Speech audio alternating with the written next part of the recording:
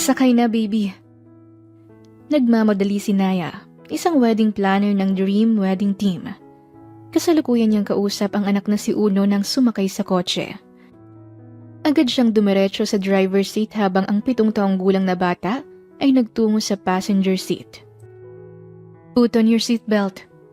Paalala niya bago magmaneho. Got it, Mom? Sagot ng bata. Nang tumunog ang cellphone ni Naya ay sinagot niya yon at kinonekta sa Bluetooth earphone. Hello, Giovanni? Naya, nasan ka na? Kumpleto na kami dito.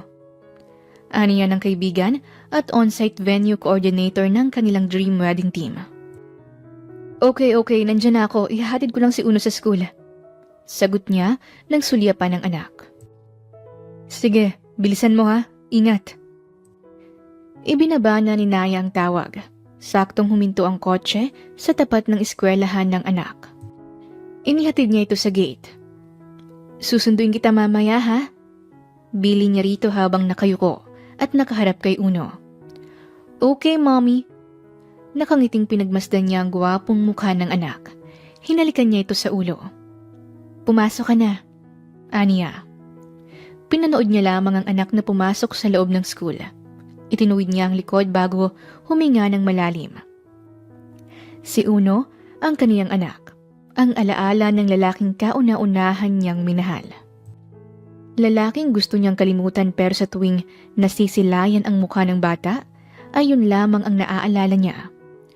Namuo ang luha ni Naya na agad niyang kinontrol. 7 taon na yung nakalipas.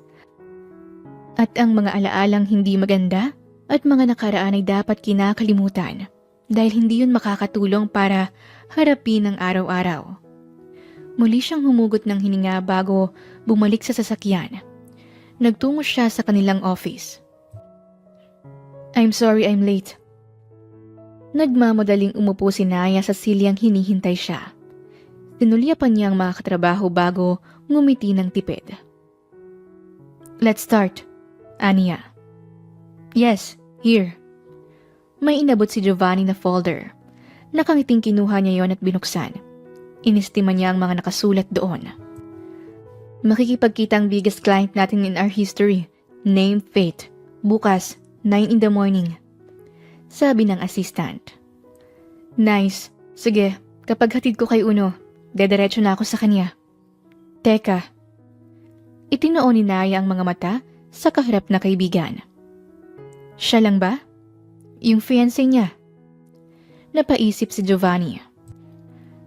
Parang hindi yata makakasama. Alam mo na kapag mga wedding preparations usually, yung bride ang nag-aasikaso. Sa bagay, pagsang-ayon naman niya. Kayo ba, Miss Naya? Kailan natin ipaplano ang kasal niyo? Panunokso ni Via. Napakunot naman siya habang nakangiti. Ngiting-ngiti ang kaharap niyang sekretary ng kanilang team. Nagbanggaan pa ang mga balikat ng ilang team members ni Naya para pagkaisahan siyang tuksuhin. Nako, ready na akong ayusin ang magiging ceremony mo, Miss Naya. Sundot pa ni Theo, ang kanilang coordinator. Ayi!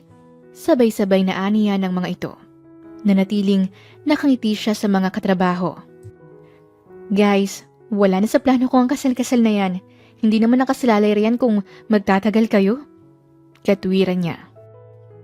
Miss Naya, kapag daw sa harap kayo ng Diyos sumumpa, walang kahit sinong makakapaghiwalay sa inyo. Sabat ng kanilang creative and design, ang binabaeng si Sammy. Natahimik naman siya. Kaya nga kapag nakita mo na yung dawan mo, dalhin mo na agad sa altar para makasigurado. Saad ni Giovanni. Alam nyo, ang dami niyong sinasabi na malayo sa trabaho natin. Wedding team po tayo, hindi mga marriage counselor. Paalala niya bago tumindig. Kip-kip ni Naya ang folder ng tumayo at tiningnan ang mga katrabaho. Let's work guys. Mas nakakabuhay ng dugo yun kaysa ang tungkol sa kasal-kasal na yan. Kunyaring naiinis niyang sambit. Dumiretso siya sa munting lamesa. May 2 taon na ang kanilang team. Dati-dati, mag-isa lamang siyang gumagawa ng trabaho. Ngayon, ay mas minabuti niyang maghanap ng ilang teammates para mas maging magaan at maganda ang kasal ng mga taong pinagkakatiwalaan sila. at masasabi niyang mas nakikilala ang kanilang dream wedding team. Miss Naya, okay na yung meeting niyo with the client, Miss Faith sa Danis Coffee Shop. Paalala sa kanya ni Giovanni nang lumapit sa mesa. Noted. Thanks, Giovanni. Bukod sa pagiging on-site coordinator ng kaibigang binabae, ay maaasahan din ito bilang assistant niya. Anyway, may meeting din pala sa school ni Uno. Baka makalimutan mo. Muling paalala ni Giovanni. Napatayo agad siya sa Celia. Oo nga pala, nawala sa isip ko. Sambit ni Naya. Maaga pa naman, aabot ka pa. Gusto mo bang ipag-drive kita? At si Giovanni nga ang nagmaneho para sa kanya. Naging tahimik silang dalawa habang bumabiyahe. Miss Naya. Yes? Tanong naman niya. Eto, curious lang ako. Talaga bang ayaw mo nang maghanap ng lalaking pwedeng tumayong tatay ni Uno? Nilingan ni Naya ang kaibigan. Mahirap maging single mother. Marami namang nanliligaw sa'yo. Pwede kang mamili roon. Suwestyon nito. Giovanni, hindi ko kailangan ng lalaking ipapasa ng anak ko. At saka sa mga nanliligaw sa akin, mukhang hindi nila tanggap si Uno. Kaya hindi ko sila magugustuhan. Paliwanag ni Naya. May iilang nanliligaw sa kanya pero busted ang lahat ng mga ito. Dahil hindi naman maganda ang pakikitungo ng mga ito sa anak niya. Hindi mo sila magustuhan? Dahil may gusto ka pa rin, di ba? Sino ba? Yung daddy pa rin ni Uno? Natigilan si Naya. Siya pa rin hanggang ngayon sa nakalipas na 7 taon? Seryosong ani ni Giovanni nang bumaling ito sa kanya. Nang salubungin niya ang mga mata ng kaibigan, ay pilit siyang ngumiti. Pinaliwalas niya ang imaheng ngayon ay bumabaha ang lungkot. Siya pa rin. Swerte naman ng lalaking yon. After all these years, your heart still beats for him. No, I'm over with him. 7 taon na yon. Matatag na himig ni Naya. Pinatigas ni Naya ang mukha niya. Hindi ko na siya mahal. Hindi ko na nga siya naaalala. Yung nangyari sa amin noon, nakalimutan ko na yung lahat. Kung may maganda man siyang iniwan sa akin, ay yun ang anak ko. Yun lang, wala nang iba. Dagdag pa niya. Paano kung makita mo siya ulit? May bala ka bang ipakilala si Uno? What? No! Naging bayolente agad ang reaksyon ni Naya. Huminto na rin ang kotse sa parking lot ng school. Wala siyang karapatan sa anak ko. Wala siyang may dudulot na maganda kay Uno. Kung makikita ko man siya ulit, wala siyang malalaman. Determinadong saad niya. Sorry, nabanggit ko pa. Sambit ni Giovanni nang tapikin siya sa balikat. Isang munting ngiti ang pinakita niya. Ipinangako ni Naya sa sarili na walang malalaman ng ama ni Uno tungkol sa bata, kahit anong mangyari.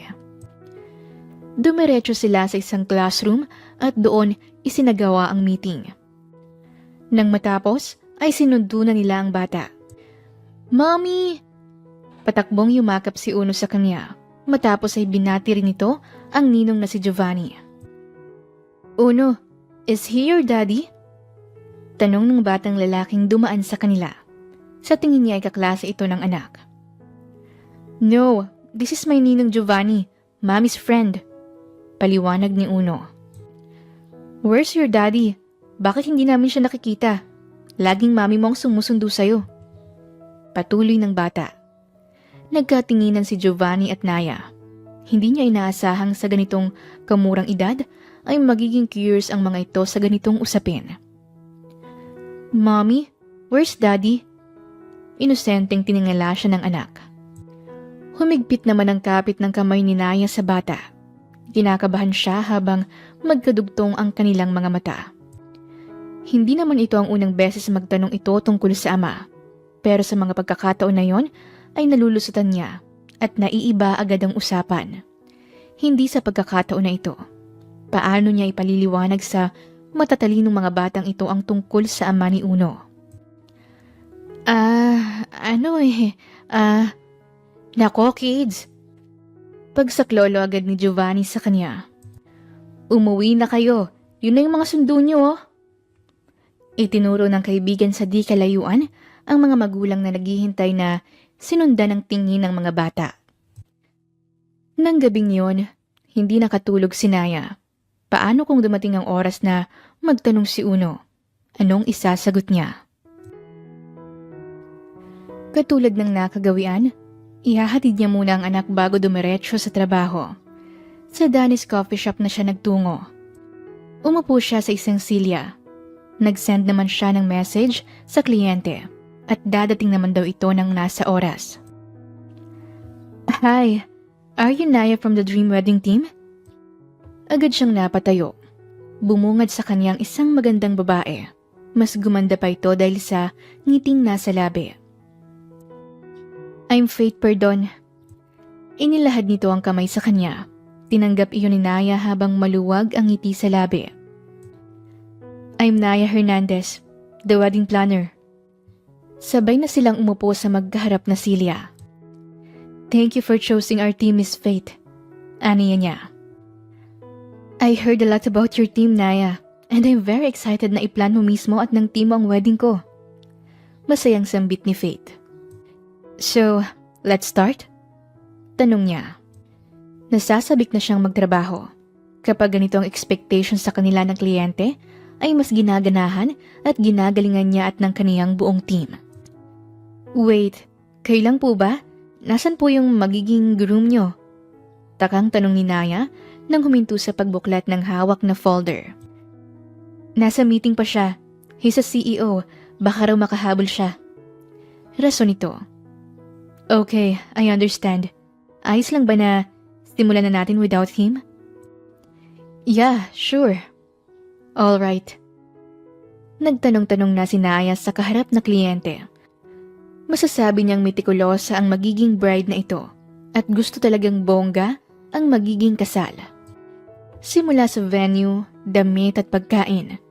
Sinusubukan niyang mag-suggest pero parang mas gusto nito ang sariling desisyon. Hinayaan na lamang niya dahil si Faith naman ang magpapakasal at hindi siya.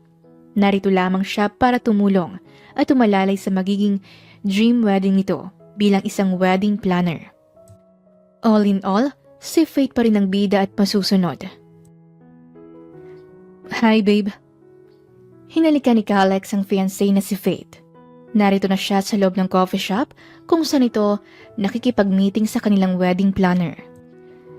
Nasaan na yung sinasabi mo? Tanong niya nang walang maabutang kaharap ang mapapangasawa. Nasa comfort room lang. Halika, umupo ka na para ma-meet mo siya. Hinawakan ni Faith ang braso ni Alex para iupo sa silya. Pinigilan siya ng fiancé. Dumaan lang ako babe. Aalis din ako. Kaya mo na yan. Ikaw nang bahalang magdesisyon para sa kasal natin. Pero, tayong dalawang ikakasal dito. Pamimilit ng nobya. Babe, may meeting pa ako. Kalalabas lamang ni Naya mula sa restroom. Nagdiretso siya sa kanilang lamesa. Okay lang ba kayo, Miss Faith? Tanong niya nang mapansing nakasimangot na ang magandang mukha ng kliyente. Nagulat pa siya nang bahagya ng naiinis itong tumayo. Nagtugma ang kanilang mga mata. Let's postpone this meeting. I'll just call you back. Miss Faith. Pero hindi na niya naituloy ang pagsasalita ng talikuran na siya nito at dire-diretsong naglakad. Naitikop na lamang ni Naya ang labi. Miss Naya, nagpaset ng meeting ulit si Miss Faith. Aniya sa kanya ni Giovanni. Tiningnan niya ang kaibigan. Nung isang araw lang ay basta na lamang siyang nilayasan ng kliyenteng yon. Sure na ba yan? Baka i-postpone niya ulit. Paninigurado ni Naya. Umupo si Giovanni sa silya. Bakit ba kinansel nung gaga? Mahinang usisa ng binabaing kaibigan. Ewan ko, paglabas ko ng restroom, nakasimangot na. Sagot naman niya. Dumating ba yung jowa? Hindi, sabi daw hahabol. Baka dahil dun sa jowa. CEO kasi ng isang beverage company yung mapapangasawa ni Miss Faith. Napataas ang magkabilang kilay ni Naya. Marami naman siyang naging kliyente at karamihan doon ay yung bride at groom talagang tulong na nagpaplano. Kahit na may trabaho yung lalaki. Dapat kasi kasama niya talaga yung mapapangasawa niya I mean, kasal nila yon, hindi lang ni bride. Kahit gaano siya ka-busy, you make time for the person you love. Mahaba niyang pahayag. True, baka napipilitan lang yung guy. Sambit pa ni Giovanni. Nako, wag na natin silang gawa ng issue. Basta ang trabaho natin ay yung pagandahin ng kanilang kasal. Hindi ayusin o sirain ang relasyon nilang dalawa. Muling nagtungo si Naya sa Danny's Coffee Shop sa pangalawang pagkakataon. May ilang minuto bago dumating si Faith. Sorry, kanina ka pa naghihintay? Tanong nito habang may nahihiyang ngiti sa labi. Hindi naman. Tanggi niya habang nakatayo. Pwede na tayong magsimula? Dagdag niya habang pabalik sa kinaupuan. Wait. Nagpa-park lang yung fiancé ko. Napatingin si Naya kay Faith. Kaya pala iba ang energy nito. Parang walang pagsidla ng saya. Kasama palang mapapangasawa. Habang naghihintay ay nagsisimula na siyang magbuklat ng ilang folder na ipapakita sa mga ito. Babe, here! Luminga si Calex kung saan galing ang boses ni Faith. Si Naya naman ay nag-angat ng mga mata kung nasaan ang tinatawag ng kliyenteng sigurado siyang fiancé nito. Nang magtama ang mga mata ay pareho silang naniga sa kanilang mga pwesto. Hindi humihinga si Naya sa pagkakataon na ito. Ni hindi niya magawang alisin ang mga mata sa lalaking nasa di kalayuan. Babe! Tawag ulit ni Faith kay Calex, dahilan para magbalik sa wisyo ang binata. Tumigas ang anyo niya habang hindi magawang alisin ang atensyon sa babaeng kaharap ng nobya. Hindi magawang magsimula ni Naya na sumagot at mag-suggest ng ilang bagay para sa wedding ng mga kaharap na kliyente. I want a beach wedding, Naya. Saad ni Faith. Seryosong tiningnan ni Calex ang kaharap. Naninikip ang dibdib niya habang ngayon ay nakatitig sa babaeng naging malaking parte ng puso niya noong kabataan. Naya, are you okay? Untag ni Faith. Ha? Namumutla ka. Are you okay? Ulit nito. Napatingin siya sa katabi nitong fiancé. Napatayo agad siya at nagpaalam. Excuse me, restroom lang ako. Paalam niya bago walang lingong likod na naglakad. Sa loob ng isang cubicle ay napaupo sa toilet bowl ang dalaga. Kasabay ay ang pagtulo ng mga luha. 7 taon nang nakalipas. Hindi niya inaasahang makikita pa ang lalaking nanakit at nang iwan sa kanya. Sa kanilang mag-ina, basta-basta. At bakit sa dinami-rami ng pagkakataon na pwedeng magtagpo ang landas nila, bakit pa sa pagkakataon na ito na siya mismo ang magpaplano ng wedding para sa mapapangasawa ng kaniyang ex? Isang katok ang nagpahinto kay Naya sa impit na pag-iyak. May tao rito, sa iba ka na lang. Sagot niya pero kumatok na naman ulit ang nasa likod ng pinto. Katok na may galit at pagmamadali. Ano bang problema mo? Nabiti nang sasabihin niya nang pagbukas ay si Calex ang nakita niya. Napahinto si Naya. Saglit pa silang nagtitigan bago ngumisi ang binata sa harap niya. Look who's gonna plan my wedding. Sarkastikong sambit nito. Galit niyang binuksan ang pinto. Kung alam ko lang na sa iyong kasalang paplanuhin ko, hindi ko na sana to tinanggap. Matapang niyang sagot. Mas tumigas lamang ang anyo ni Calex. Kung alam ko lang na ikaw, hindi na sana ako nakipag-meeting sa mapapangasawa mo. Gigil na wika ni Naya. Why? Bitter ka pa rin? Napangiti siya sa inis. Tapos na tayo. It's been 7 years, Naya. Napakurap siya. Kakaiba pa rin ang pakiramdam sa tuwing naririnig niya ang pangalan mula sa labi ng lalaking kaharap. Don't tell me, hindi ka pa rin nakaka-move on. Nagyayabang na tanong nito. What? Ano ko? Baliw? Itinulak ni Naya sa dibdib ang kaharap na binata bago naglakad paalis. You will not gonna quit as a wedding planner if you have actually moved on, Naya. Seryosong banggit ni Calex. Napako ang mga paa ni Naya sa basang sahig ng restroom. Alam niya ang ginagawa ng ex. Hinahamon siya nito. Hinahamon ang pasensya niya. Nag-ipon ng lakas ng loob si Naya bago matapang na humarap sa lalaking dati niyang minahal. Hindi na kita gusto. I've moved on, Mr. Calex Guillermo. At wala akong kailangang patunayan sa'yo. Pero kung talagang gusto mo, ako mismo ang magiging wedding planner niyo. Kumurap ang mga mata ni Calex. Naroon ang paninindigan at tapang sa mukha ng dating nobya. Tapang na noon ay hindi niya nakita. Huminga ng malalim si Naya matapos makabalik sa kinuupuan. Nagkatinginan sila ng walang kaalam-alam na si Faith. Babe. Si Calex naman ang sumunod na bumalik sa kanilang lamesa. Alright, let's start. As you said, Miss Faith, you want a beach wedding. Panimula niya habang nagsusulat. Yes, is that okay with you, babe? Napahinto sa pagsusulat si Naya at pinakinggan lamang ang isasagot ni Calex. Naaaninag pa niya ang paghawak sa braso ni Faith sa mapapang sawa. It's okay, kahit anong gusto mo. Mas pinatamis pa ni Calex ang boses para mainis ang kaharap na dalaga. Oh, you're so sweet. Hinalikan ni Faith sa pisngi ang binata. Malakas na isinarado ni Naya ang hawak na folder dahilan para matigilan ang dalawa at mapatingin sa kanya. Seryosong sinalubong niya ang mga mata ni Calex. How many attendees do you expect? Seryosong pagtatanong niya. 30? Hindi siguradong sagot ni Faith. Muli siyang nagsulat. Anyway, Naya, bukas pala may out-of-town work ako, kaya si Calex ang makikipag-meeting sa'yo tomorrow.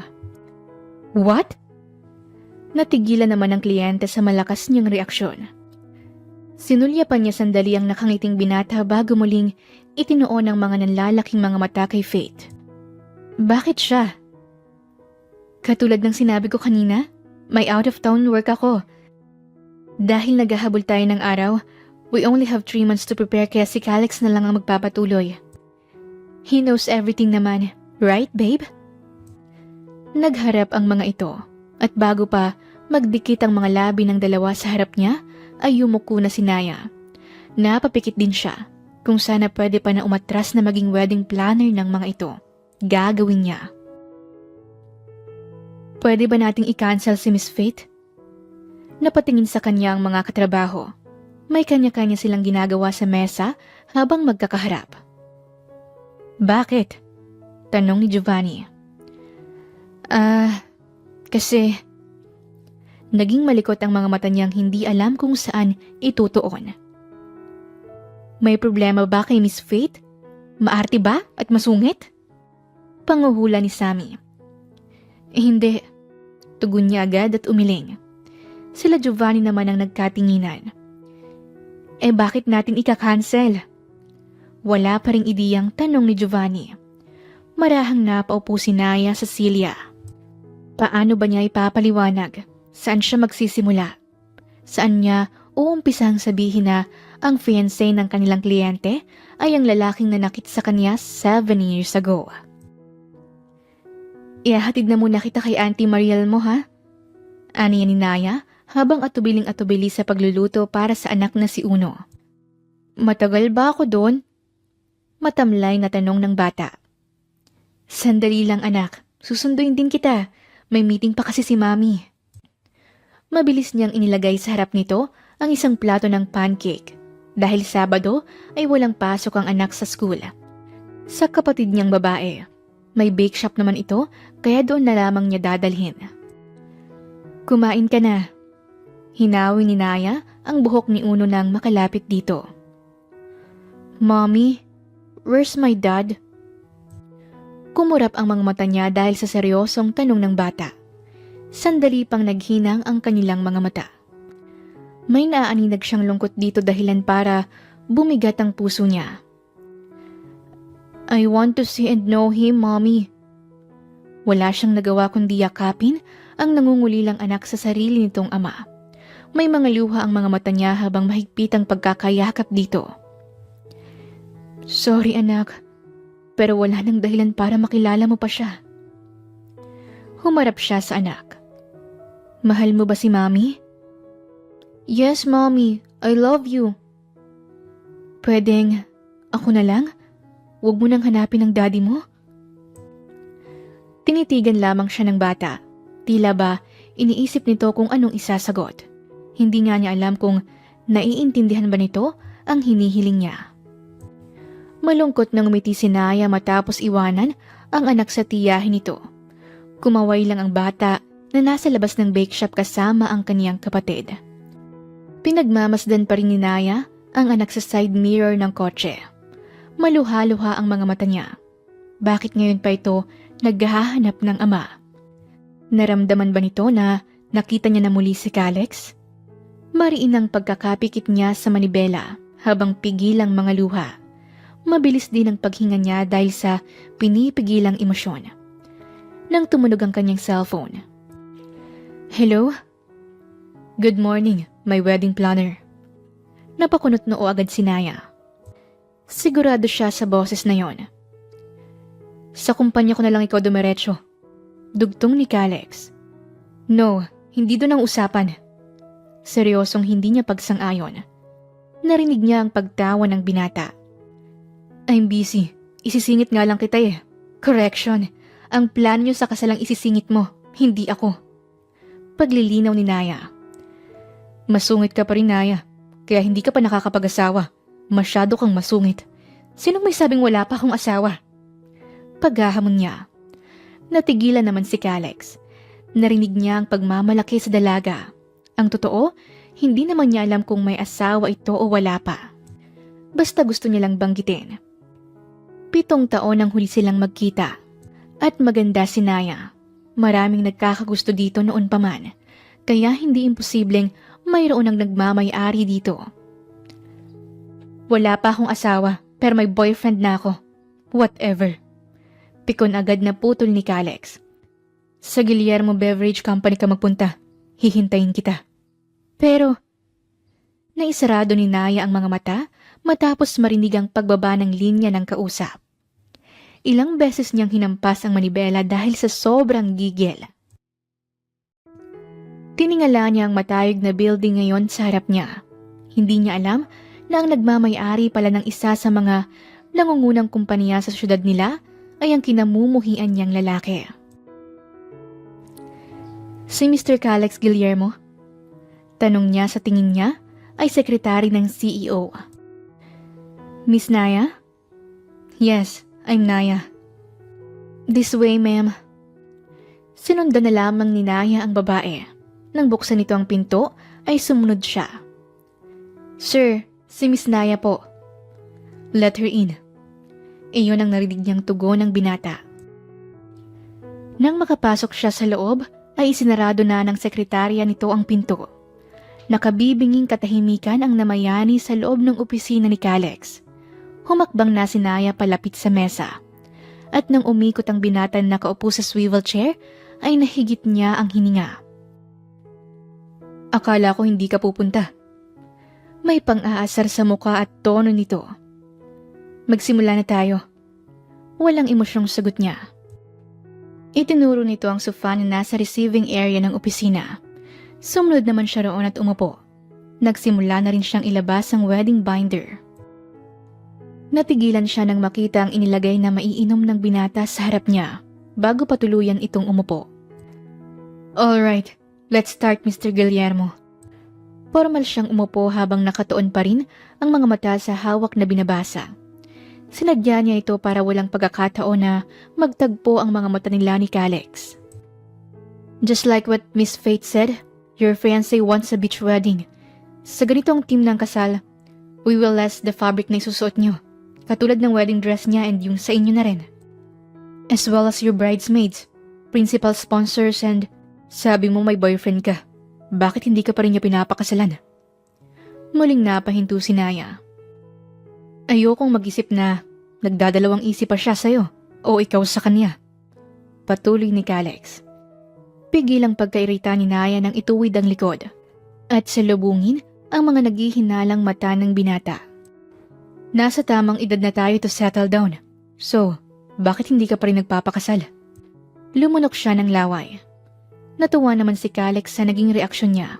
Kaswal at nakangiti itong sumandal sa kinaupuan at dumikwatro pa. Wala kaming hinahabol, hindi kami nagmamadali. At saka ano naman sa'yo? Isa pa, hindi ako pumunta rito para ma-interview mo. May bahid na galit niyang katuwiran. So, sino nga siya? Kahit nanggigigil na rin si Calex dahil sa sinasagot ng kaharap, ay kinontrol niyang maging mahinahon. Gusto niyang malaman kung sinong lalaki sa buhay ng babaeng dapat para sa kanya noon pa man. Pag-uusapan ba natin yung kasal niyo ni Faith o hindi? Kasi kung hindi, aalis na ako. Tumayo siya agad at sinamsam ang mga inilabas niya mula sa bag. Faith wants a romantic beach wedding. Napahinga siya nang marinig yon kay Calex. Nang balingan niya ng masamang tingin ng binata, ay kaswal pa rin itong nakaupo. Ikaw nang bahala sa lahat. Sa decorations, gusto ko lang maging masayang magiging asawa ko sa araw ng kasal namin. May tila bumaong kutsilyo sa puso ni Naya. Naroon ang pagmamalaki sa boses ng binata. Tila ba pinagyayabangan siya. Napilitan si Naya na bumalik sa sofa. Pipiliin pa rin niyang maging professional sa pagkakataon na ito. Padabog siyang nagsimulang magsulat. Ano pa? Walang kapormal-pormal at galit pa niyang tanong. What about the food? Usisa ni Calex. I will schedule you for food tasting. That's it. We're done. Agad siyang tumayo at sinakbit ang bag. Hawak pa ni Naya ang folder ng tumalikod. Gusto na niyang umalis at baka tuluyang pumatak na ang mga luhang kanina pa niya pinipigilan. Naya. Dumikit ang mga paa niya sa sahig. Seryosong tinapunan ng tingin ni Calex ang nakatalikod na dalaga. Pigil din ang emosyon niya sa pagkakataon na ito. Ihahatid na kita. Alok niya. Hindi ako tanga.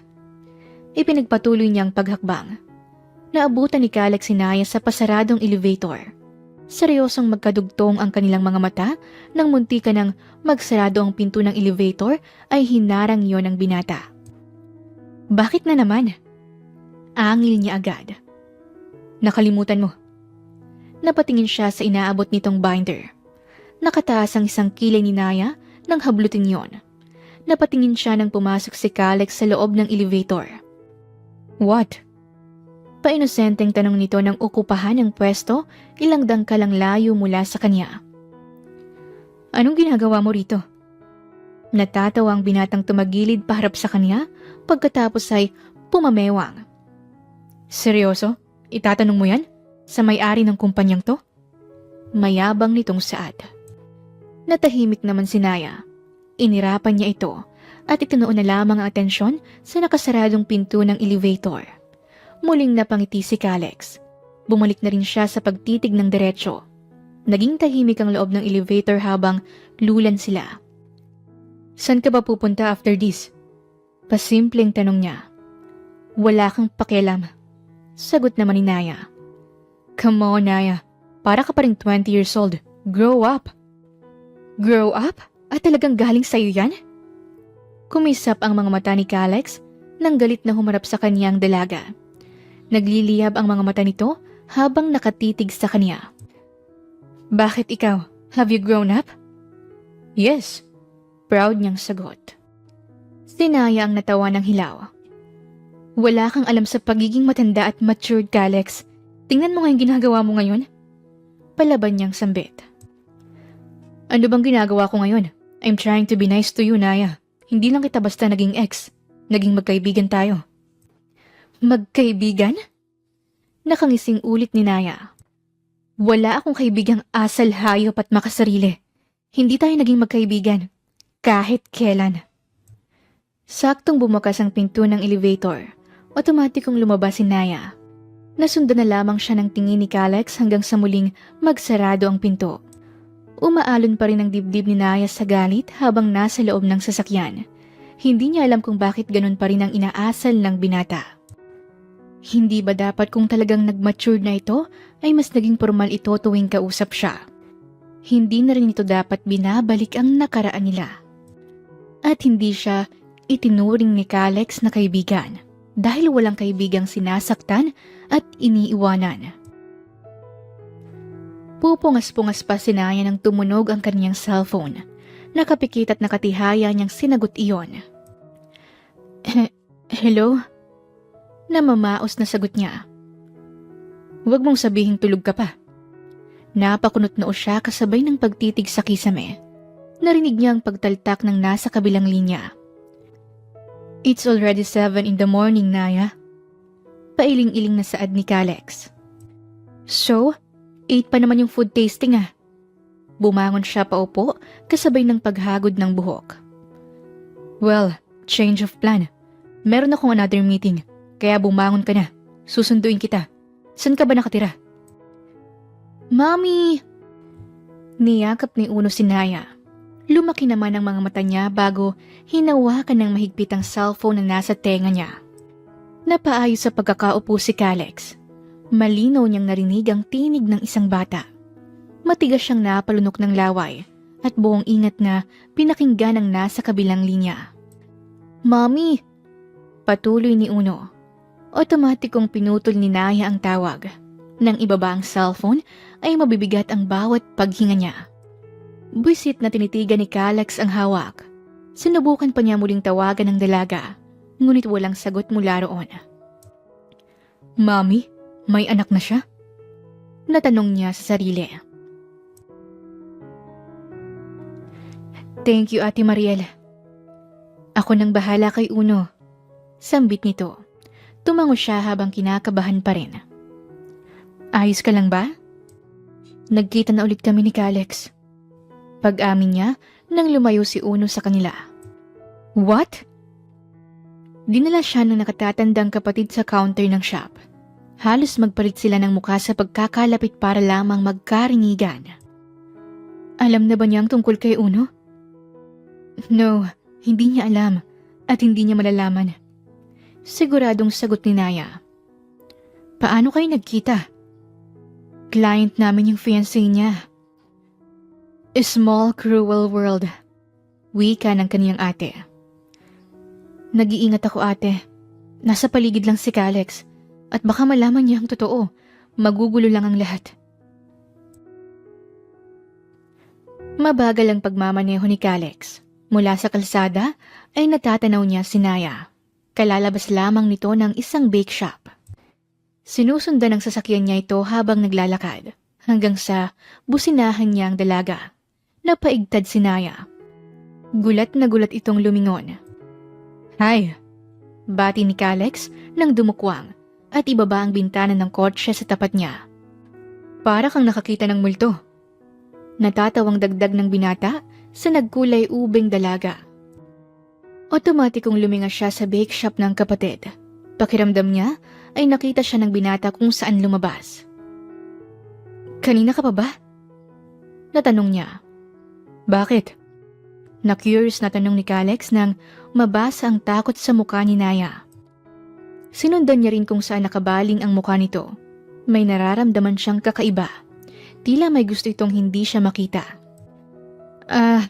Wala. Ano ba kasing ginagawa mo dito? Nagtapang-tapangan si Naya kahit na binabayo ng matindi ang kaniyang dibdib. Inaabangan ka. Nag-almusal ka na ba?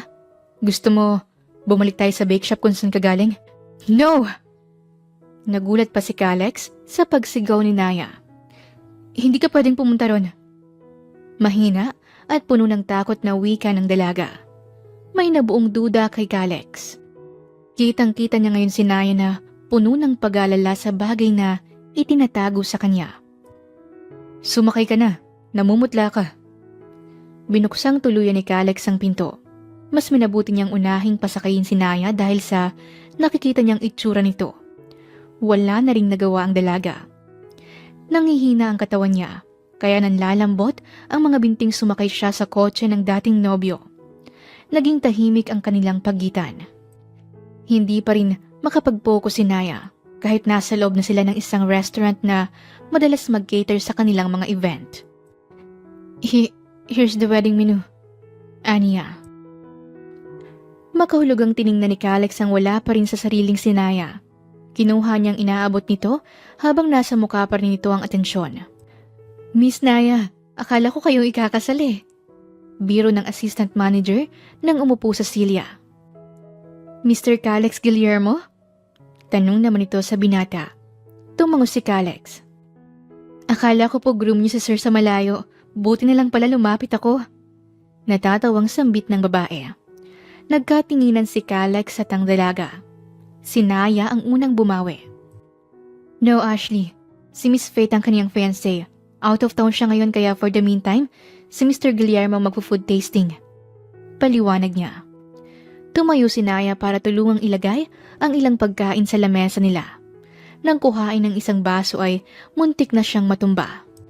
Naya. Alertong nakaalalay si Kalex sa kaniyang bewang at braso. Okay ka lang?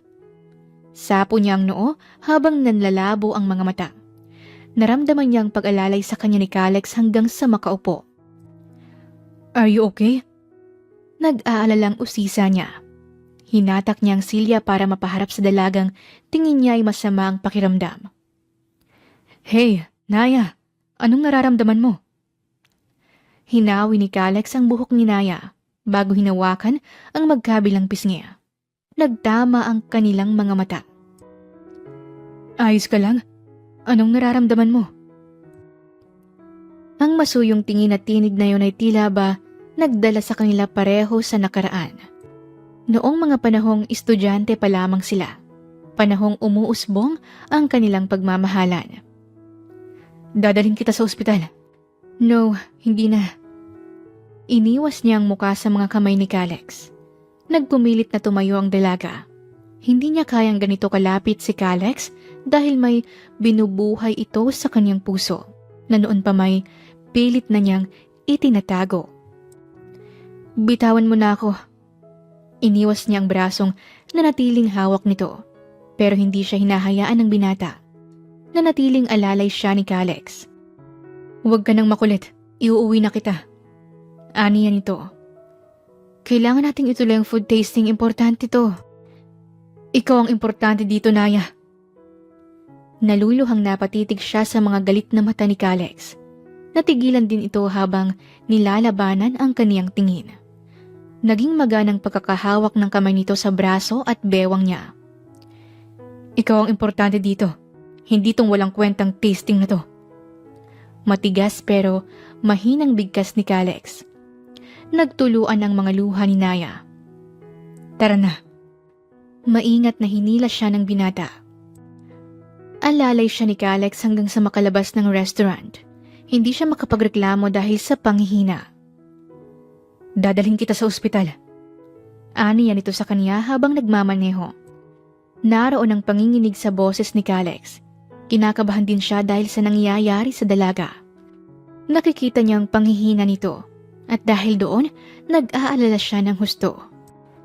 Hindi na kailangan. Tanggi niya habang hawak ang noo. Sige, saan ka na lang nakatira? Napalinga siya sa binata. Ihahatid na kita. Hindi na. Hindi kita iiwan kung saan. Sa ganyang kalagayan mo, Naya. Paninindigan ito nang sandaling salubungin ang mga mata niya. Napalunok ng laway si Naya. Hindi siya nito pwedeng iuwi sa kanilang bahay dahil malalaman ng binata kung saan siya nakatira. Baka dumalaw-dalaw ito at makita ang anak niya. Saan? Untag sa kanya ni Kalex. Tatawagan ko lang yung boyfriend ko. Para-paraan niya. Umalog yata ang utak ni Naya nang bigla na lamang malakas na magpreno ang binata. Halos sumabog ang buhok sa harapan ng mukha niya. Galit na nagbaling si Kalex sa katabing dalaga. Ako na ang kasama mo. Naghahanap ka pa ng iba? Lukot na lukot ang noong wika niya. Marahang pinagtagpo ni Naya ang kanilang mga mata. Kumurap siya nang magsalubong ang tingin nila. Nagbabaga sa galit ang mga mata ni Kalex. Galit ito. Iyon ang malinaw niyang nakikita. Ang malabo ay ang dahilan kung bakit nagagalit ito. Hindi siya iba, Kalex. Boyfriend ko siya. Ikaw ang ibang tao rito. Palaban niyang giit. Napangiti dahil sa buwisit ang binata. Itinuon nito ang suklam na suklam pa rin ng mga mata, diretso sa daan. Bababa na ako. Yun na lamang ang nasabi ni Naya bago bumaba ng kotse. Sa tabi ng kalsada siya bumaba. Malas lang at walang masyadong dumadaan na pampublikong sasakyan. Muli niyang sinulyapan ang kotse ni Calex. Hindi pa rin ito umaalis. Kahit kinakain ng galit, ay hindi niya magawang iwan ang dalaga sa kalsada. Alam niyang masama pang pakiramdam nito. Kaya pumikit si Calex at kinalma ang sarili. Sumakay ka na kung gusto mo. Dadalhin kita sa kanya. Labag sa loob na alok niya nang bumaba at lapitan si Naya. Tiningala siya ni Naya. Sorry, but I insist. Hindi kita iiwan dito ng mag-isa. Dagdag niya bago tuwid na pinagkatitigan ang mga mata nito. Hindi mo kaya? Ulit ng dalaga. Hindi siya nakakibo. Parang bumalik siya sa nakaraan. Nakalimutan mo na ba? Iniwan mo ko noon. Mapait na aniya ni Naya. Wala kang sinabi na kahit ano. Basta ka na lang nawala. Nagsimulang mabasag ang boses niya kasabay ng mga luhang nasa sulok ng mga mata. Napayuko si Calex. Naalala niya ang ilang kagaguhan noong kabataan. High school sweetheart sila noon hanggang mag-college. Dahil sa pangarap sa kanya ng magulang ay ipinagpatuloy niya ang pag-aaral sa ibang bansa. Ni hindi siya nakapagpaalam. Pinunasan ni Naya ang mga luha. Hindi na siya dapat umiiyak. Matagal na niyang nakalimutan yon. At wala siyang balak balikan ang balikan dahil siya lang din ang matatalo. Umalis ka na. Kaya ko at sanay akong mag-isa. Wika niya. Naya, hindi na naituloy ni Calex ang sasabihin nang may humintong kotse sa tapat nila. Naya, naroon si Giovanni. Agad na dumili mga anyo niya. Kung hindi siya nagkakamali, ay baka ito ang boyfriend ng dalaga. Sandali silang nagkatitigan ng estrangherong lumapit at umalalay kay Naya. Tara na, Giovanni. Napahinga ng malalim si Calex habang sinusundan ng masamang tingin ng dalawa. Malinaw niyang nararamdaman ang galit sa puso. Parang gusto niyang saktan ng lalaki ngayon ay nakapulupot sa bewang ni Naya. Napapikit siya ng mariin. Nagsiselos pa rin ba siya? Parang katulad noon? Ang puso pa rin ba niya ay nananatiling para sa dalaga? Kahit na pareho ng nag-iba ang bagay at tao sa buhay nila? Ano? Marahang tumango si Naya. Wala siyang nagawa kundi umamin sa mga katrabaho. Nakaupo siya ngayon sa dulo at ibabaw ng mesa. Nakatunghay na parang mga batang nakikinig ang kaniyang team sa kanya ngayong pagtatapat. Yung fiancé ni Miss Faith, siya ang dati kong boyfriend. Siya rin ba yung tatay ni Uno? Usisa ni Giovanni. Isang tangumuli ang ginawa niya. Natakpan ng mga ito ang kanya-kanyang mga bibig na nakabuka. Kaya nga, hinihingi ko yung suggestion niyo at pagpahayag niyo kung okay lang sa inyo. Gusto ko sanang ihinto ng pagpaplano ng kasal nila. Balita ni Naya. Gusto pa sana niyang maging professional. Gusto pa niyang ituloy ang trabaho. Pero alam niyang hindi niya kakayanin. Lagi lamang siyang kakainin ng pag-aalala at gusto niyang umiwas kay Calex. Gusto niyang iliko muli ang puso na patungo mula rito. Dahil kahit 7 taon na ang nakalipas, walang nagbago sa nararamdaman niya para sa binata. Paano kapag hindi pumayag si Miss Faith? Isa pa, alam niya na ba na ang ex ng asawa niya ang wedding planner nila? Tanong ni Giovanni. Hindi ko alam kung alam niya o sinabi ng magaling niyang groom.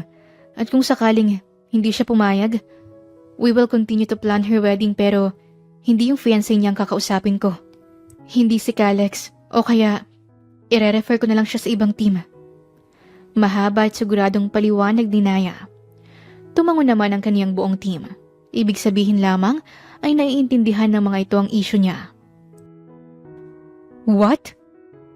Halos mapatayo si Calex dahil sa labis na reaksyon. Napaharap pa siya sa glass wall habang nakapamewang. Hindi ko alam kung anong ginawa mo sa wedding planner natin. Bakit bigla-bigla na lang siyang magbaback out? Galit sa kabilang linya si Faith. Napapikit siya ng mariin. Ano bang ginawa mo sa Naya na yon, babe? Nahagod ni Calex ang paligid ng labi bago pumihit paharap sa mesa. Napakapit siya roon dahil sa labis na galit. Hindi niya inaasahang gagawin ito ni Naya. Bakit? Dahil sa mga pangungulit niya O baka dahil sa boyfriend nito na naabutan sila kanina, baka pinagbawalan nito ang dalaga. Mas lalong nagputukan ang mga ugat sa kamao ni Calix. Babe! Agad niyang padabog na ibinaba ang cellphone sa mesa. Halos madurog yon. Wala siyang panahon pakinggan ang mga sinasabi ni Faith. Mas gusto niyang malaman ang dahilan ni Naya sa pag-atras na ayusin ang kasal nila. Excuse me. Inalis ni Calix ang suot na sunglasses.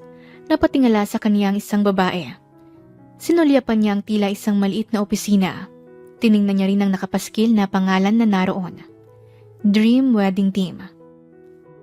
Nandyan ba si Naya? Tanong niya sa babaeng tulala sa kanya. Wala po. Kalalabas lang. Sagot ni Sophie na tila ba na-hypnotismo dahil sa kagupuhan ng binatang CEO. Pero ito ang opisina niya, tama? Paninigurado niya habang nakatanaw sa loob. Yes po sir. Mag-i-inquire po ba kayo? Pasok po kayo sa loob. Iginaya na agad ni Sophie si Calix sa loob. Air-conditioned ang maliit ngunit malinis na tanggapan nila Naya. Naupo siya sa tila waiting area ng opisina. Kukuha ko lang po kayo ng maiinom. Kinikilig na paalam ni Sophie. Tumango lamang siya at ngumiti. Habang nagala ang mga mata, ay natuon ang pansin ng binata sa isang picture frame. Marahan siyang tumayo at lumapit doon. Naroon ang litrato ni Naya, kasama ang ilang babae at lalaki. Napakunot noo siya nang makita niya ang sinasabing boyfriend nito. Yung lalaking sumundo sa dalaga noong nakaraan. Sir, ito na po. Binigay sa kanya ng babae ang baso ng juice. Tinanggap niya yon at sinamantalang pagkakataon na makapagtanong. Ito ba yung team nyo? Pauna niyang usisa. Yes po sir. Tumango si Calix. Ito, anong trabaho niyo dito? Itinuro ng binata si Giovanni sa litrato, nakatabi ni Naya. Si Giovanni po, pioneer po siya dito and on-site venue coordinator, sir. Humarap siya sa babaeng kausap. Boyfriend ba siya ni Naya? May anak na ba sila? Pinagtagpi-tagpi niya ang mga posibilidad. Maaaring nung isang araw na may narinig siyang boses ng bata, ay anak ni Naya sa boyfriend nito. Ngayon, kaya kinansila ang pagiging wedding planner ay baka iniiwasan siya ni Naya para sa pamilya nito. May kung anong kirot sa puso ni Calix. Siya dapat ang lalaking kasama nito na gumawa ng pamilya. Siya dapat ang ama ng magiging anak nito. Sino ho? Ito? Kinadot-dot ni Sophie ang mukha ng binabaeng si Giovanni para makasigurado. Oo, siya yung sumundo kay Naya noon. Napahinto si Calix nang bumunghalit ng tawa ang kaharap. Halos magtalsikan pa ang laway nito sa mukha niya. What's funny? Nakalahad ang mga palad niya at napipikong wika niya. Sir, saan niyo naman nakuha ang ideya na yan? Nakahawak sa tiyang tanong ng kaharap. Boyfriend niya tong lalaki na to at may anak na sila, tama ba? Ulit niya sa naguguluhang tono. Huminto na ang dalaga sa kakatawa sa harap niya. Seryoso naman siyang naghihintay ng sasabihin nito. Ewan ba niya, bakit tila bumilis ang tibok ng puso niya sa pagkakataon na ito? Siguro dahil may kukumpirma na ng mga iniisip niya na baka nga yon ang nobyo ni Naya. Si Giovanni, hindi siya boyfriend ni Miss Naya. No, I don't believe you. Napalunok pa siya ng laway. Kinukutuban na rin siya sa nangyayari. Dahil bakla si Giovanni, binabae, bayot, bading, syokla. At kung hindi pa rin kayo naniniwala, ito yung boyfriend niya. Itinuro ni Sophie ang isa sa mga kasamahan nila na katulong sa creative design. Wala pong naging boyfriend si Miss Naya. Nagdugtong ang mga kilay ni Calix. Kung ganon, nagsinungaling sa kanya ang dalaga. Pero bakit? Bakit sasabihin nitong may boyfriend siya? Para sa pride? Katulad niya dahil lagi niyang pinamumuka kay Naya na meron na siyang faith? Pero bakit nila ginagawa yon sa isa't isa? Bakit kailangan nilang gumamit ng mga tao para protektahan ang pareho nilang nararamdaman? Sige, thank you Giovanni. Ibinaba na ni Naya ang cellphone. Tinanaw niya ang anak na naglalaro sa hindi kalayuan. Nang humangin ay di naman niya yon. Napakasariwa. Dahil siguro sa mga punong naroon sa mga park kung saan sila nagpipiknik. Kahit Friday pa lang ay naisip na niyang ilabas si Uno. Pakiramdam niya kasi nung mga nakaraang linggo ay masyadong nakakapagod. Ano, cancelled na ba yung pagiging wedding planner mo para sa ex mo? Umupo sa tapat niya ang kapatid na si Mariel. Bumuntong hininga muna siya bago sumagot. Si Miss Faith ang kinonta ko. Ang sabi ko sa kanya may tatawag na number sa kanya. Bagong team kung saan ko sila ni-refer. Paliwanag niya. Anong sabi? Binabaan ako ng tawag. Mukhang nagalit yata. Mahina niyang kwento. Pareho silang magkapatid na nakatanaw kay Uno. I understand her. Kahit sino naman magagalit. I mean, it's her wedding at busy siyang tao. Ikaw lang sanang aasahan niya. Ani niya naman ni Mariel. Tumango naman si Naya. Alam niya yon. Alam niyang mali ang ginawa niya. Pero sinubukan pa rin niyang makatulong. Tumawag siya ng ibang wedding planner. Ibinahagi niya na rin ng ilang plano mula sa natanong niya noon sa magkasintahan. Kung kulang pa yon, wala na siyang magagawa. Dahil sa pagkakataon na ito, ay pipiliin niya ang kapayapaan ng isip at puso. Alam niya sa sarili na hanggang nakikita at nakakausap at nakakadaupang palad niya si Calex, babalik at babalik sila sa nakaraan. Sayang ang 7 taon kung sa ilang linggo lamang nilang magkasama ay babalik na ang lahat. Marupok na kung marupok, pero iba talaga at espesyal sa kanya ang binata. At hindi yon mababago ng panahon at ng kahit na sino. Kaya nga hanggang maaga pa, iiwas na siya. Dahil alam niyang mali. Dahil may nobya na ito at ikakasal. Wala siyang balak manira ng relasyon at lalo na ng kasal. Wedding planner siya, hindi wedding wrecker. Tatanggapin ko na lang kung anong sasabihin niya. Basta, safe si Uno at walang alam si Calex sa kanya. Seryosong sambit ni Naya. Ayaw mo bang subukan? Walang ideya siyang bumaling sa nakatatandang kapatid. Ayaw mo bang subukan na sabihin kay Calex na may anak kayo? Malay mo, hanggat hindi pa siya kasal, piliin kayong mag-ina. Ate, kung pipiliin niya kami, dapat noon pa. Giit niya. Pero hindi niya alam ang tungkol sa pagbubuntis mo noon. Hindi pa rin sumusuko si Mariela. Buntis man o hindi niya dapat ako iniwan ng basta. Naiiyak at garalgal na sambit ni Naya. Kasi ako, hindi ko yung gagawin sa kanya. Dugtong niya habang tumutulo ang mga luha. Inabot ni Mariel ang isa sa mga balikat niya at pinisel. May malungkot na ngiti sa labi ang kanyang ate. Mahal mo pa rin siya? Kumurap ang mga mata ni Naya na naaharangan ng mga luha. Kahit ilang beses mong sabihin na hindi mo na siya mahal at naka-move on ka na, the truth now is in your eyes. Mahal mo pa rin siya, kaya hanggang ngayon, nasasaktan ka pa rin. Iniiwasan mo siya, sila, dahil natatakot ka, hindi lang para kay Uno. Mas lalong sumagana ang mga luha niya. Yon ang katotohanan na hindi niya kayang tanggapin. Na mahal pa rin niya ang lalaking nanakit sa kanya sa nakalipas na 7 taon. Kahit na anong lalim na sugat ang nilikha nito, ay nanatili pa rin may malaking parte ito sa puso niya, kahit anong gawin niyang tanggi.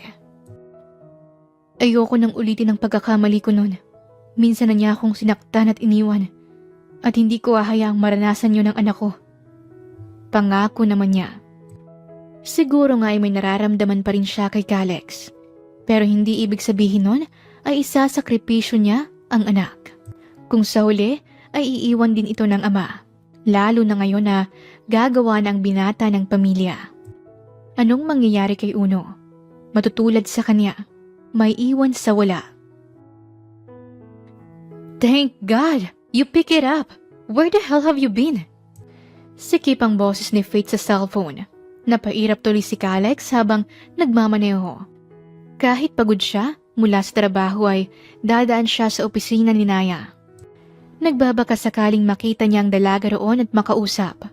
Kung tungkol saan, idadahilan niya ang kasal para lang makita niya ito. Babe! What? Mas galit na bulyaw ng binata. Yung lecheng wedding planner na yon, itinuro ako sa iba. Babalik ako dyan sa Manila bukas para humanap ng iba. Patay talaga sa akin yung nai na yan. Sisirain ko ang buong team niya dahil sa ginawa niya. Don't you dare do that. Napahinto sa kabilang linya si Faith dahil sa pagbabantang tono ni Kalex. Ano bang sinasabi mo, Kalex? Bakit pinagtatanggol mo yung cheap na babae na yon? Galit na sigaw niya matapos makabawi. Napahawak ng mahigpit si Kalex sa manibela. Hindi niya gustong naririnig na nilalait nito si Naya. Do you like her? Siya na ba yung gusto mong pakasalan? Kumurap ang mga mata niya habang bumabagal ang pagmamaneho. Naririnig niya ang pag-iyak ni Faith at ang tanging naramdaman niya ay awa, hindi pagmamahal. May 2 taon din sila ni Faith noon sa Amerika, kung sino-sinong babae ang ginagamit niya para makalimot.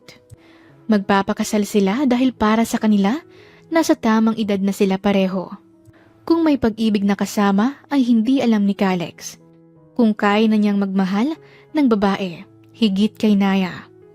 Ibang babae si Naya. Kahit nung nasa murang edad pa lamang sila, may binibigay itong pakiramdam sa puso niya na dito niya lang naramdaman. Noon pa man ay may pagdadalawang isip na siyang magpakasal. Mas nadagdagan ngayon. Ngayon na nagtagpo ang landas nila ng babaeng pilit niyang kinakalimutan.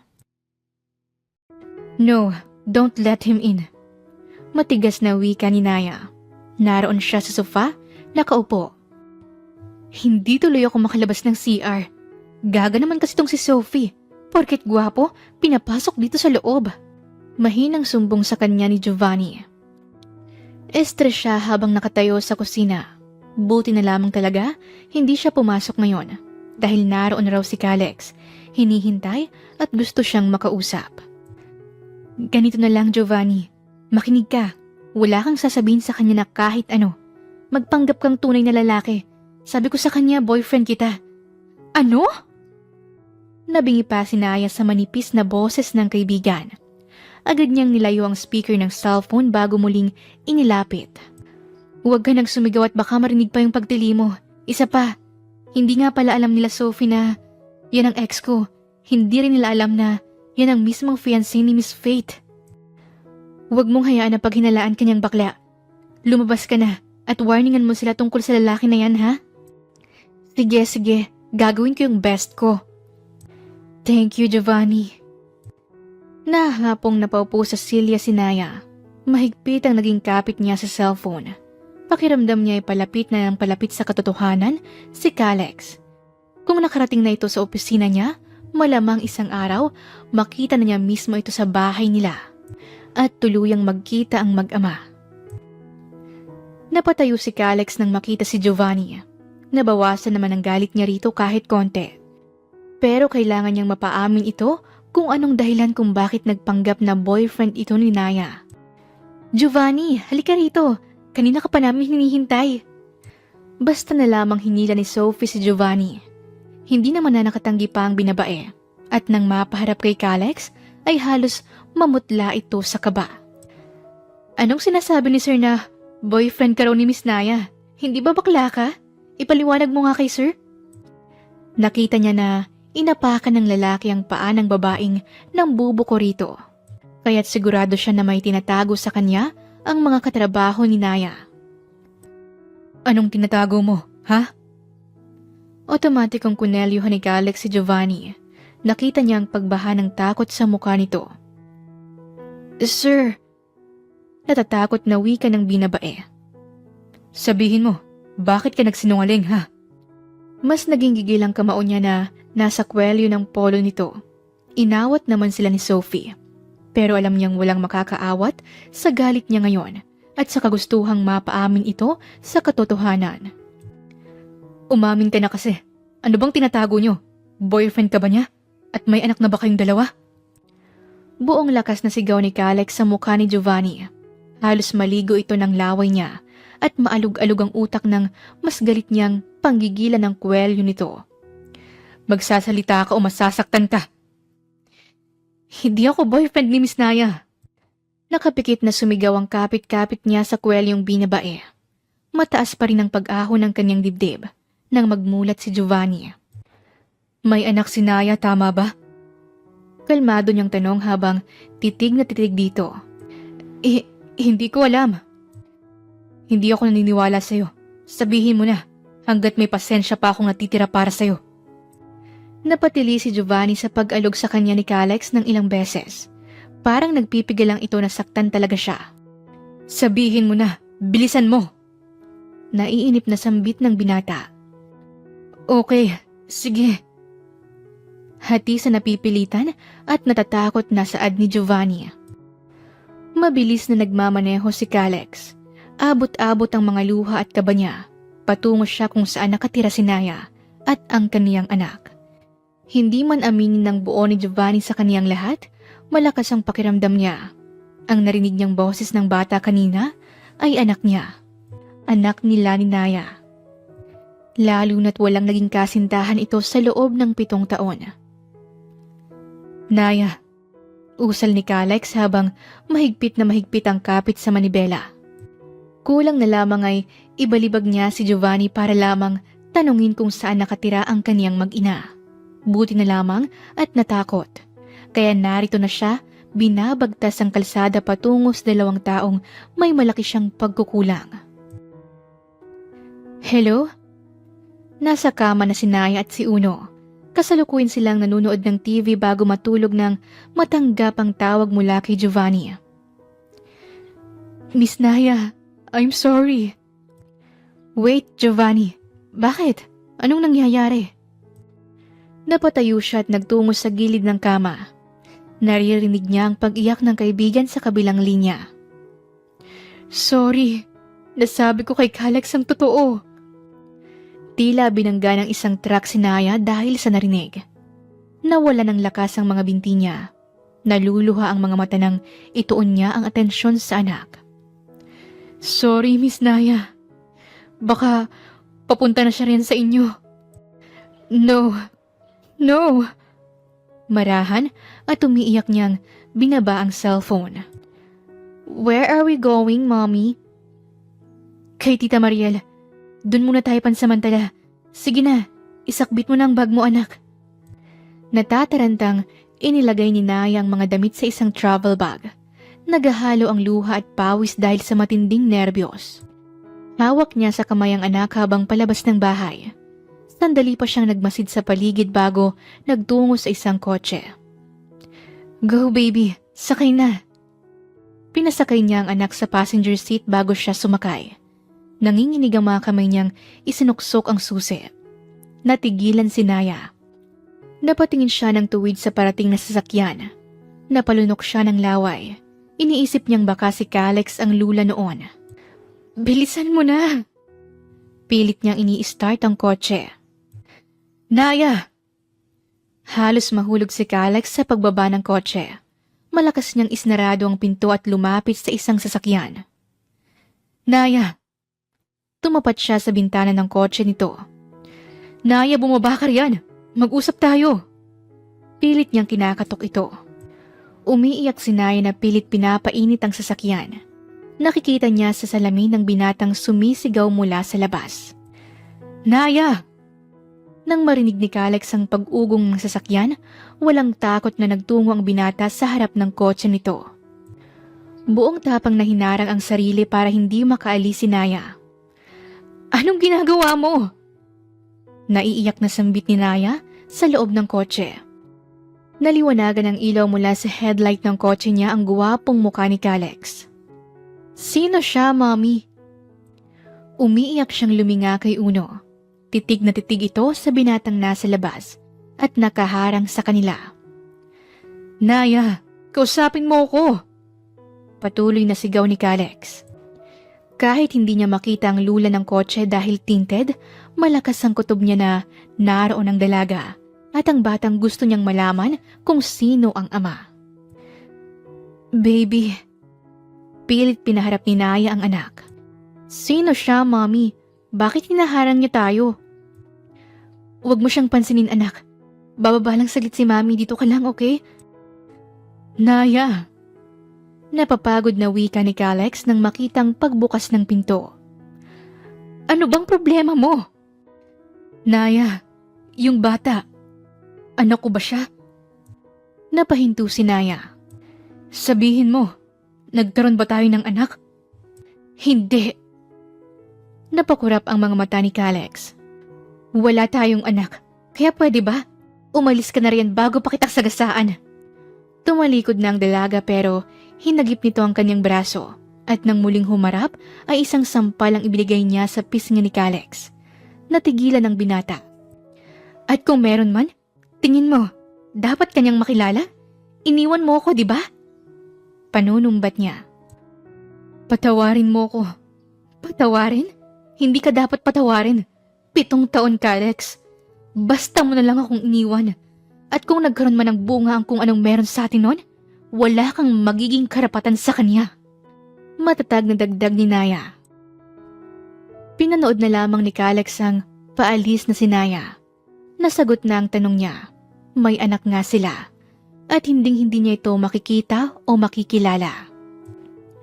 Isang nakabibinging busina ang ginawa ni Naya dahilan para tumabi sa gilid si Kalex hanggang sa tuluyang umalis ang kotse. Doon lamang tumulo ang mga luha ng binata. Babe, you're not answering my calls. Kaya nandito na ako. Ano, bukas may nakausap na akong bagong wedding planner. Blankong reaksyong tumayo si Kalex. I'm sorry, Faith. Hindi na natin itutuloy ang kasal. What? I'm sorry. No! Umiiyak sa harapan niya ang nobya. Yes, Faith. The wedding is off. I'm sorry. Hindi kita mahal para pakasalan.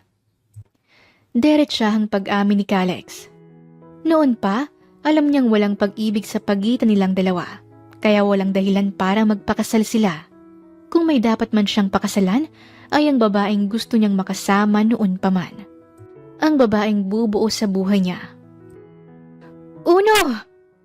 Tili ni Naya nang marinig ang tila pagbasag ng babasagin sa loob ng kusina. Kasalukuyan silang nasa pasaradong bake shop ng kapatid. Sandali lamang niyang iniwan ito sa lamesa. Mommy! Kulang na lamang, himatayin siya nang maabutan ng basag na baso at may dugo ang kamay ni Uno. Uno! Umiiyak siyang sinaklolohan ng anak. Ate! Sigaw niya. Dalhin natin siya sa ospital. Aniya naman ang kapatid. Tinakpan muna ni Naya ang sugat ng bata ng isang tela bago buong lakas na binuhat ang anak. Napakunot noo si Kalex ng matanaw na palabas ng bake shop si Naya.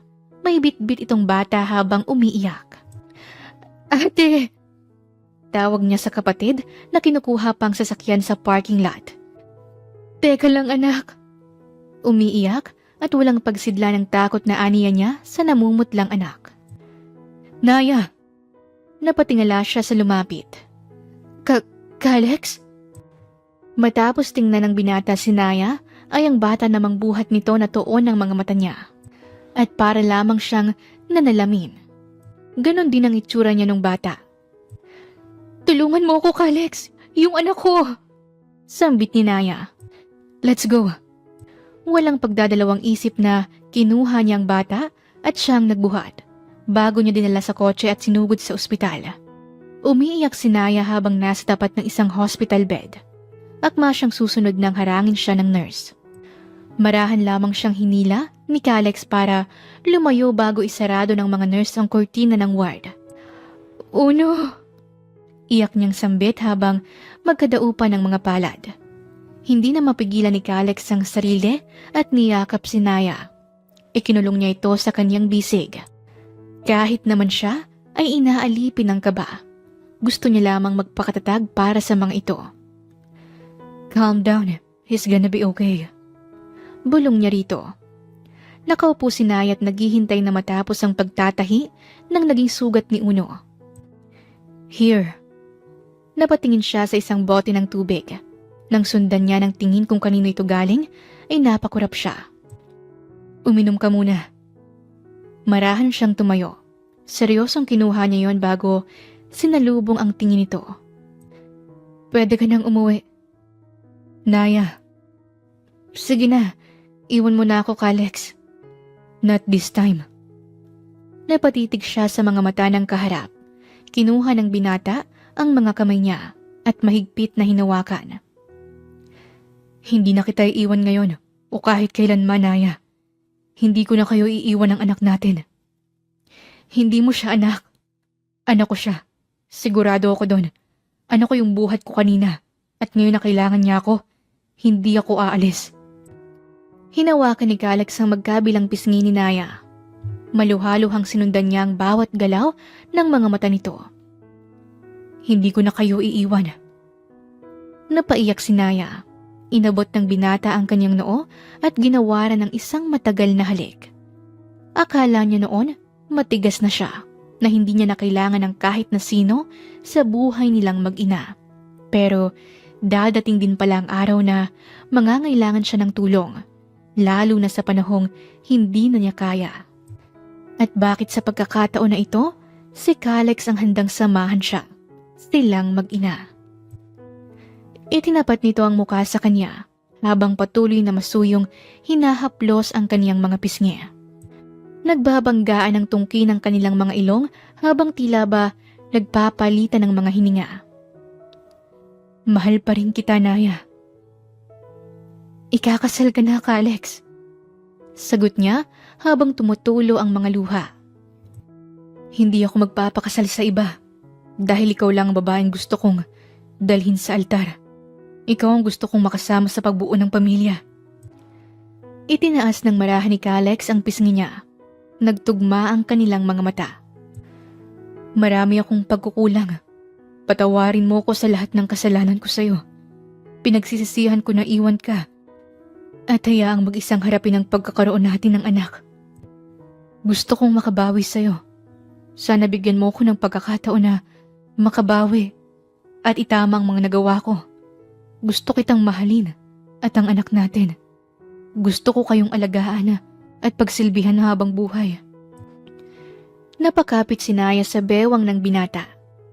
Masyadong mahaba ng 7 taon na pangungulila niya sa lalaking mahal at patuloy niyang minamahal. Kung narito na ito sa harap niya at nagsisisi, hindi naman siguro masama na bigyan nila pareho ang isa't isa ng pagkakataon. Marahang inabot ni Kalex ang labi ni Naya. Napapikit siya at dinama ang kauna-unahang labi at magiging kahuli-hulihang labing hahayaan niyang lalapat sa kanya. Naramdaman niya ang hindi lamang pangungulila, naroon ang sabik at pagmamahal sa bawat galaw ng labi ni Kalex. Wala siyang nagawa kundi tanggapin yon. Mahal na mahal kita, Naya. Ikaw lang babaeng minahal ko ng ganito. Handa akong ibigay sa inyo ng anak natin ang buhay ko. Naiiyak na pahayag ni Kalex nang maghiwalay ang labi nila at nakatitig sa kaniyang mata. Mahal din kita, Kalex. Pagmamahal na hindi matatalo ng galit at ng panahon. Kahit ilang beses ko nang sabihin sa sarili ko na hindi na kita mahal. Hindi ako nanalo sa puso ko. At sana sa pagkakataon na to, huwag mo na akong iwan. Huwag mo na kaming iiwan ang anak mo dahil gusto kong makasama ka namin habang buhay. Hindi ko na kayo iiwan. Pangako yan. Niyakap siya ni Kalex ng mahigpit. Umabot naman sa puso ni Naya ang pangako nito. Alam niyang hindi na siya ulit masasaktan dahil pinili niyang magpatawad, magbigay ng pangalawang pagkakataon at magmahal. Uno, magkasunod si Kalex at Naya nang lumapit sa kama ng anak. Hinalikan ni Naya ang bata sa noo. Mommy, sino siya? Tanong ni Uno habang nakaturo sa lumuluhang si Kalex. Siya? Siya si Kalex, Uno. Siya ang daddy mo. Anak. Nagtungo si Kalex sa batang lalaking kahawig na kahawig niya. Otomatiko naman itong tumayo at yumakap. Daddy! Doon lamang tuluyang sumabog ang luha niya. Napatayo siya habang karga ng mahigpit ang anak.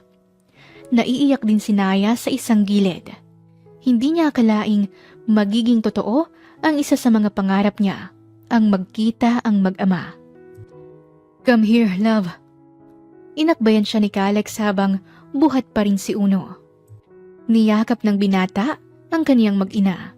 Hindi niya mailarawan ang saya sa puso niya habang yakap-yakap ang kaniyang pamilya.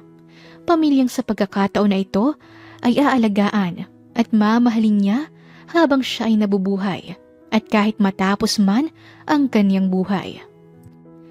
Nakalabas na ng ospital si Uno. Halos hindi mapaghiwalay ang mag-ama. Tila sinusulit nito ang lumipas na 7 taon. Kahit sa susunod na buwan pa ang kasal nila, na siya at ang dream wedding team ang nagplano, ay sa bahay na nila umuuwi si Calix. Inaalagaan at minamahal sila nito araw-araw, segundo. Dahil doon, napatunayan ni Naya na karapat-dapat nang bigyan ng pangalawang pagkakataon si Calix dahil sulit ang bawat minutong kasama ito. Alam niyang nagkakamali ang mga tao. Nakakasakit sa mga hindi sinasadyang paraan dahil wala namang perpekto. Pero ang mahalaga, nagpapakatotoo, nagpapatawad at nagmamahal ng buong puso ang bawat tao dito sa mundo. Wakas. Maraming salamat po sa inyong pakikinig sa kwentong ibinahagi namin ngayong araw. Muli, ito po si Inday Series at hanggang sa ating muling kwento. Maraming salamat po.